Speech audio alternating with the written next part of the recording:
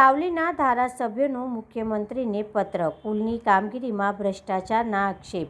સાવલી વિધાનસભા મતવિસ્તારના ધારાસભ્ય દ્વારા ભૂપેન્દ્રભાઈ પટેલને પત્ર લખી વિસ્તારમાં ચાલી રહેલા જનસુવિધાના કામોમાં ભ્રષ્ટાચાર અને હલકી ગુણવત્તાની કામગીરી અંગે ગંભીર આક્ષેપ કરવામાં આવ્યા છે.